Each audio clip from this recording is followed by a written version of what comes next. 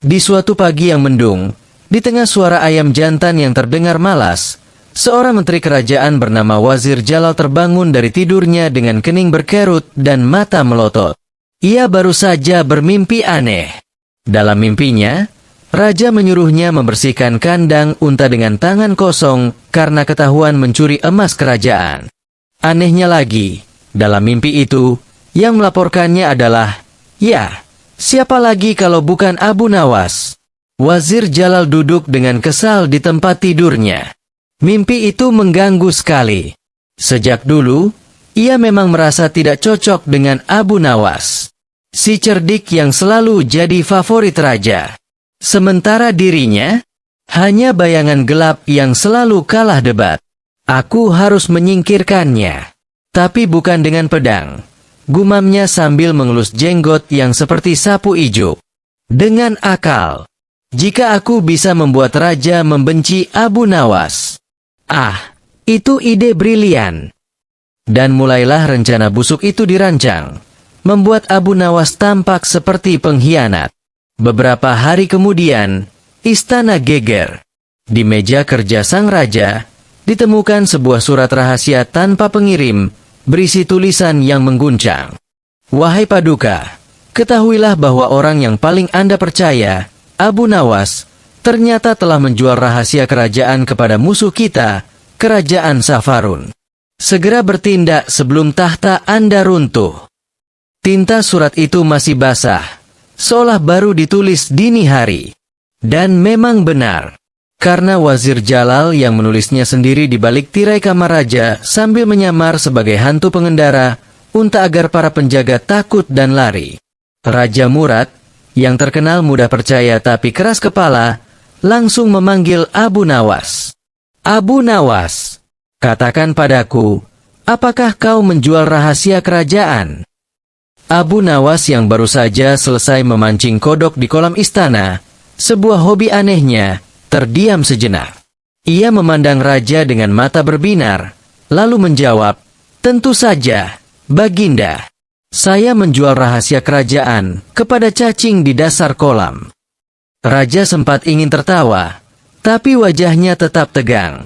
Jangan main-main. Ini serius. Baik, kalau begitu mari kita serius, kata Abu Nawas, lalu jongkok dan memandang mata raja dari bawah. Tapi izinkan saya bertanya, rahasia yang saya jual itu yang mana, Baginda? Yang tentang sumur emas di bawah dapur? Atau yang tentang raja menyimpan cemilan rahasia di bawah bantal? Wazir Jalal yang ikut hadir pun membentak. Ini bukan saatnya bercanda, Abu Nawas. Kau akan segera dihukum. Tenang, Wazir. Aku tidak akan lari. Tapi izinkan aku membuktikan bahwa ada kebohongan yang lebih besar dari tuduhan ini. Abu Nawas lalu meminta waktu 7 hari. Ia tidak bersembunyi, malah keliling pasar sambil membawa botol kosong bertuliskan racun anti pembohong. Siapapun yang berbohong dan meminum ini akan muntah kelinci, katanya kepada orang-orang. Tentu saja semua menertawakannya. Tapi tidak bagi Wazir Jalal. Ia gelisah. Pada hari ketiga, Wazir Jalal mengirim seorang mata-mata untuk mencuri botol itu. Tapi alih-alih menemukan racun, si mata-mata justru menemukan air kelapa dan seekor kelinci dari kayu.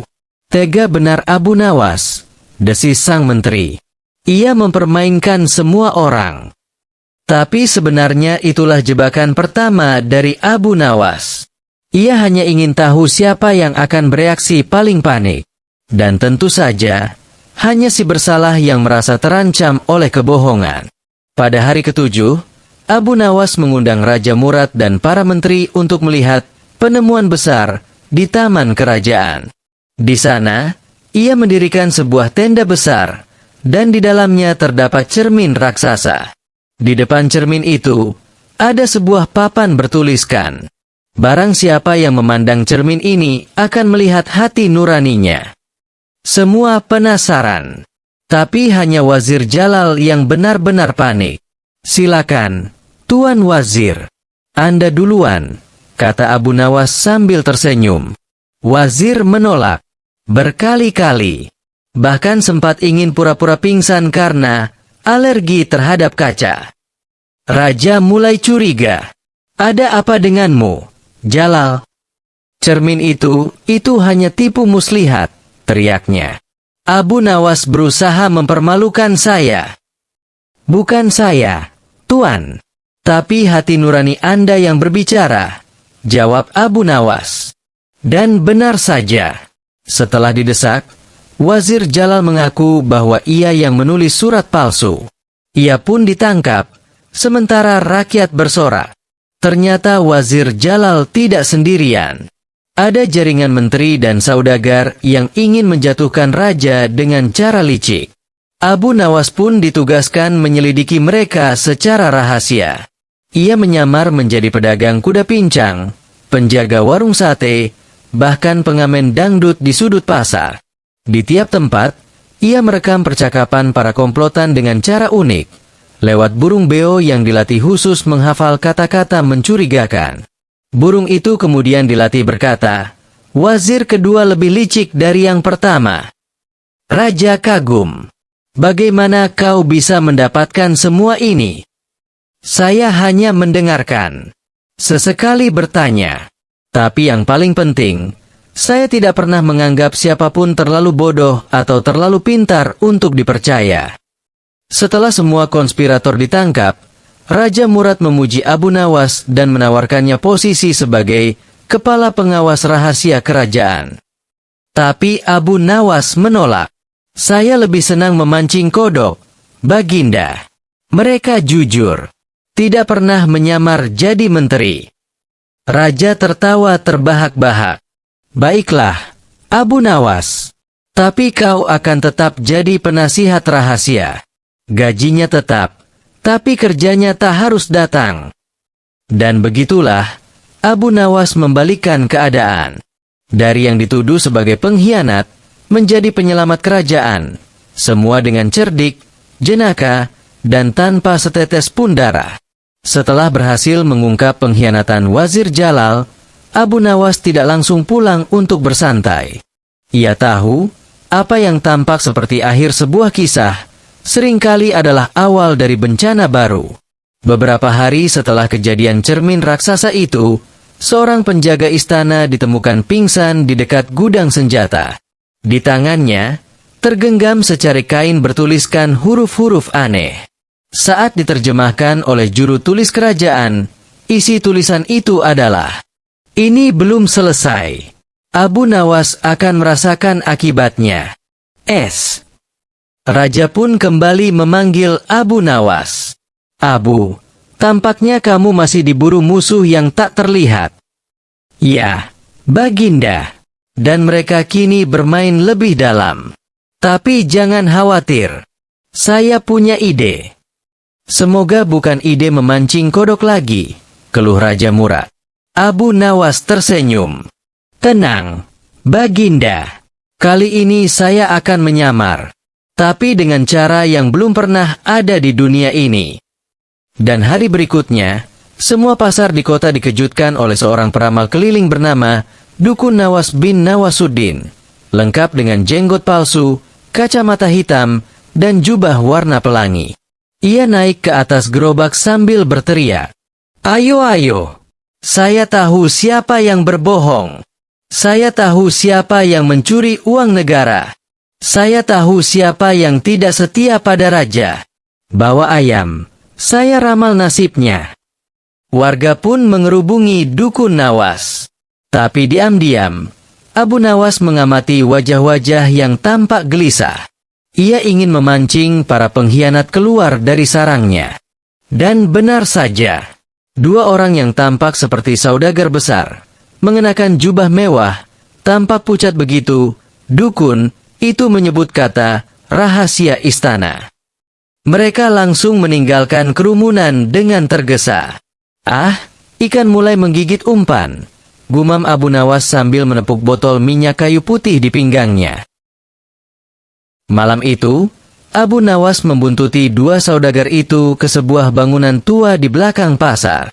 Ia bersembunyi di balik tumpukan jerami dan menyimak percakapan mereka. Wazir Jalal memang bodoh, kata yang satu, terlalu cepat bertindak. Benar. Sekarang, tugas kita yang lanjutkan. Surat-surat rahasia harus diserahkan ke utusan kerajaan Safarun minggu depan. Abu Nawas mencatat semuanya di kepalanya. Tapi ia tahu, menangkap mereka begitu saja tidak cukup. Ia butuh bukti yang tak terbantahkan. Maka malam itu, ia kembali ke istana dan mengajukan permintaan aneh pada raja.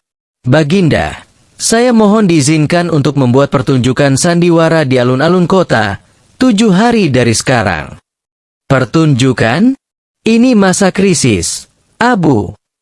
Tapi lewat sandiwara itulah kita akan menangkap para pengkhianat. Saya akan membuat mereka mengaku dengan tertawa. Sang raja menatapnya sejenak, lalu mengangguk. Ia sudah terbiasa dengan ide gila Abu Nawas, dan biasanya ide itu berhasil. Hari sandiwara tiba. Abu Nawas tampil sebagai bintang utama dalam lakon berjudul Raja Dungu dan Menteri Gila. Cerita dimulai dari seorang raja yang terus-menerus dikelabui oleh menterinya, yang pura-pura setia tapi diam-diam menjual peta rahasia kerajaan. Selama pertunjukan, penonton tertawa terpingkal-pingkal. Tapi ada yang wajahnya memucat, terutama 2 saudagar yang tempo hari diam-diam berbicara di rumah tua. Pada adegan terakhir, Abu Nawas, dalam peran si pelawak istana, berteriak, "Wahai rakyat!" Siapapun yang tertawa keras di akhir cerita ini, kemungkinan besar sedang menyembunyikan sesuatu. Penonton pun saling pandang. Beberapa tertawa keras, beberapa terdiam. Tapi 2 saudagar itu langsung bangkit dari tempat duduk mereka dan berjalan cepat ke arah pintu keluar.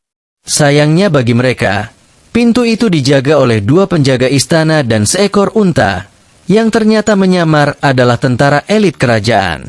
Kedua saudagar pun ditangkap, dan setelah diinterogasi, mereka mengaku sebagai agen kerajaan Safarun yang ingin menjatuhkan raja lewat skandal rahasia.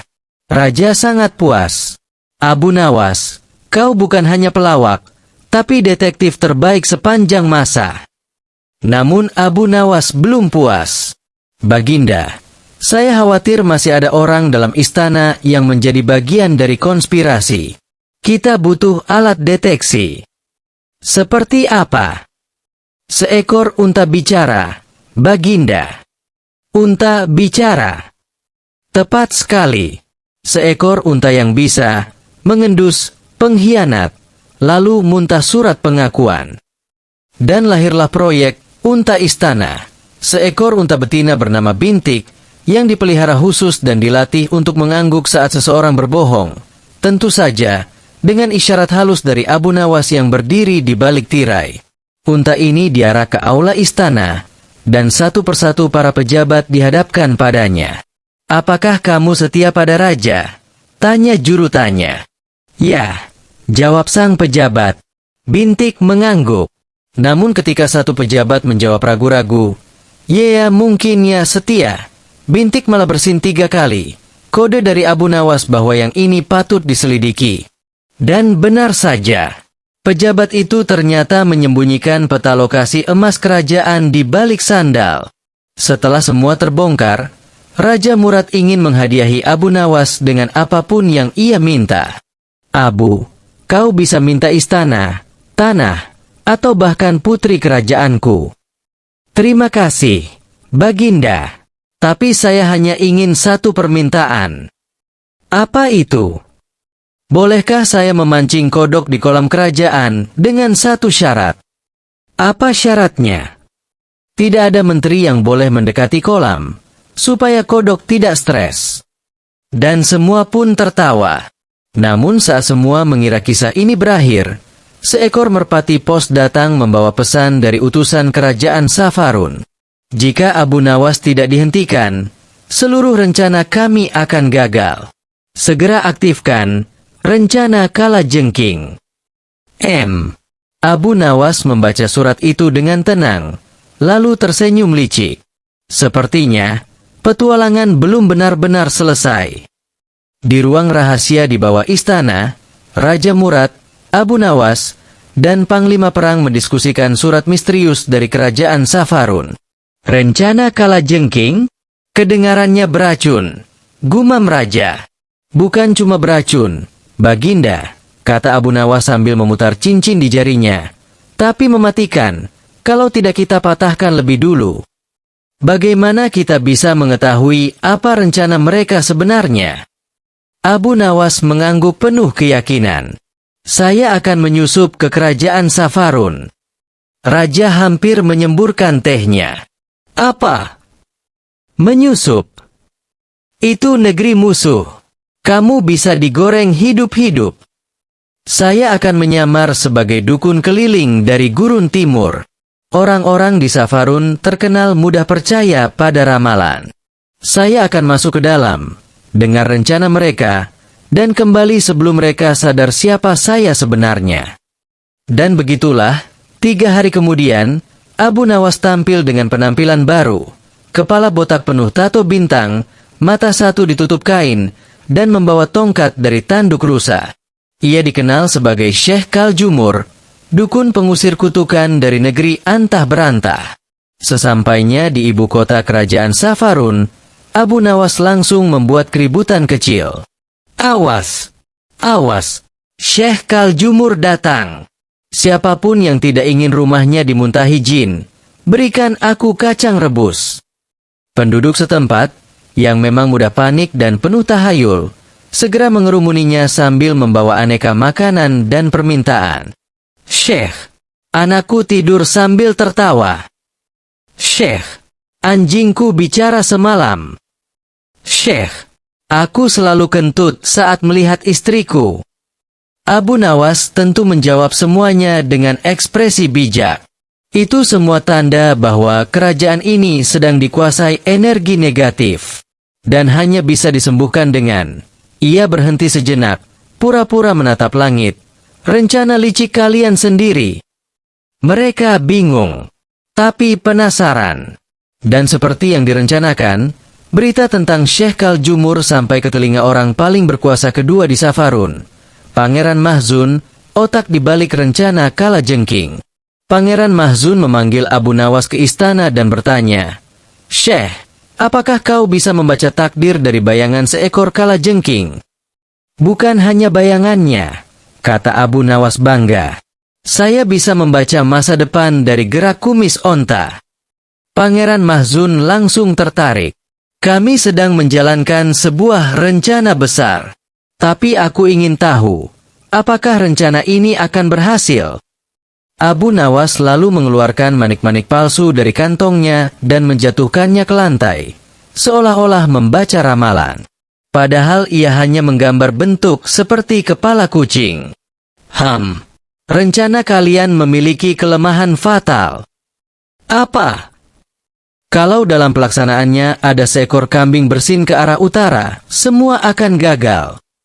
Pangeran Mahzun melongo. Kambing? Apa hubungannya? Itulah misteri ramalan. Dan karena takut rencananya gagal karena kambing, Mahzun membocorkan semuanya.